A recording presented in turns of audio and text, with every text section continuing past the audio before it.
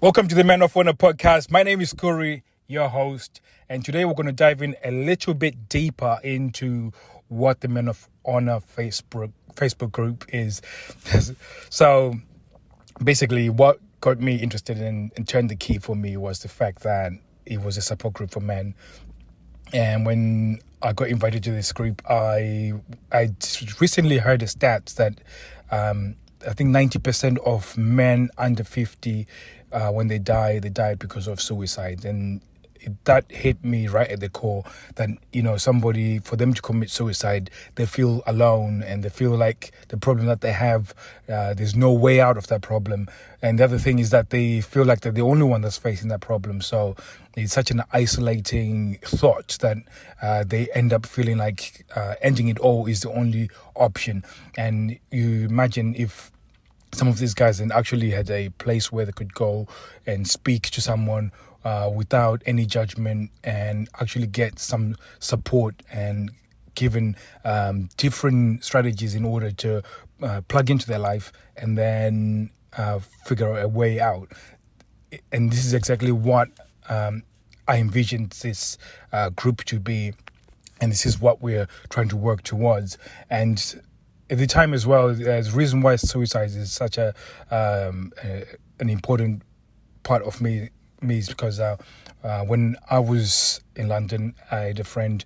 We were pickup artists, and we were living a life where it was quite dangerous in the sense of psychologically. We were having a lot of relationships with a lot of women, and it was not.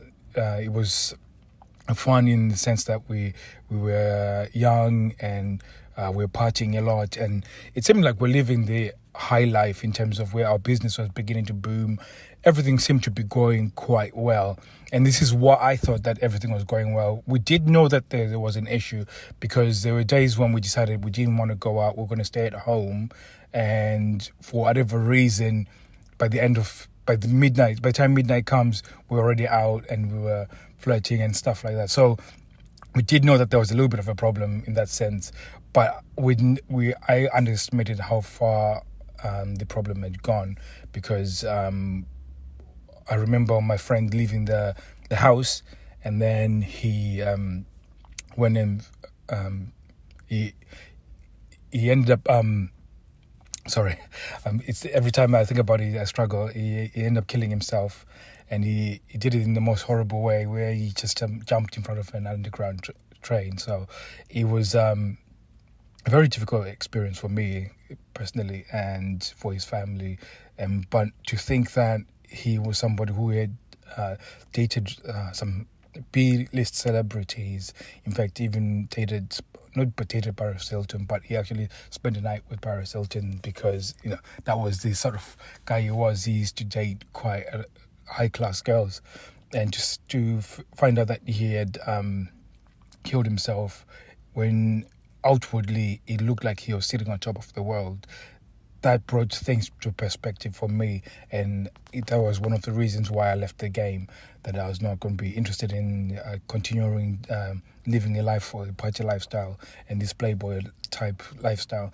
So I ended up leaving that, but the suicide thing has always stayed with me, that there's not a day that goes by without me thinking about him. I miss him a lot. He's one of my best friends I've ever had, and that hit me a lot when I now heard that report that said all the men under 50 years old, at least 90% of them, their deaths are contributed to suicide. And it's now my passion to not just save people from suicides, but to get people a place where they can come and feel safe and be able to be helped to overcome any challenges that they face in life.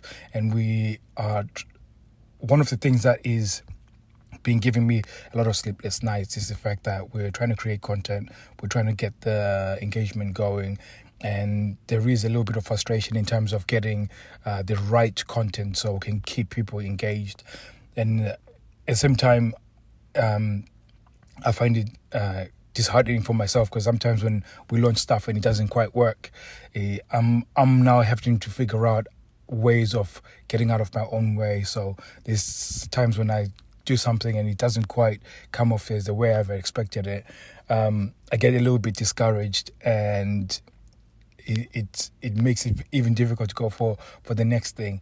But again, with anything that we do, you have to be able to step outside of yourself if you've got a mission to accomplish. So we've got this mission that we want to accomplish, and the thing that's keeping me awake is the fact that at the moment, when everybody joins the group, there isn't a model or a formula for them to take and then plug in within their life and start seeing a dramatic change. We've got videos, we've got content, we've got things that they can consume and start implementing. But at the moment, we've got no idea of how to get somebody into the group and then they take a formula and then just plug it into their marriage, and then all of a sudden it's working, or their business or their employment or anything that they're struggling with in their life, that they can just take in and then implement, and they start seeing results. Because this is our desire. We want for somebody to come in.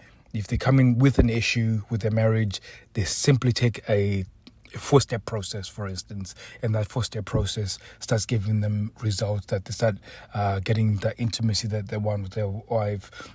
They start leveling up in terms of their sexual appetite. They start co-parenting together in a way that's amazing for their kids. And, that's 4-step process. So it's the thing that's personally keeping me awake, because I feel like if we cannot get this act together, I fear losing a person when they're already in the group. That right now we're not meeting them where they're at in terms of the problem or issue or something like that. So in terms of Men of Honor, the honest truth is that we do not know where we're taking it. We're not sure. We know what we want from it, to be able to get men to live their life by design so they can get to complete freedom. But at the same time, there isn't that step-by-step process. And I think it's one of those things that's going to become visible as we go along. But at the same time, I feel like the times when I create content and it's not impacting as much as I would have expected, I need to start getting out of the way and putting my ego aside in order to make it work.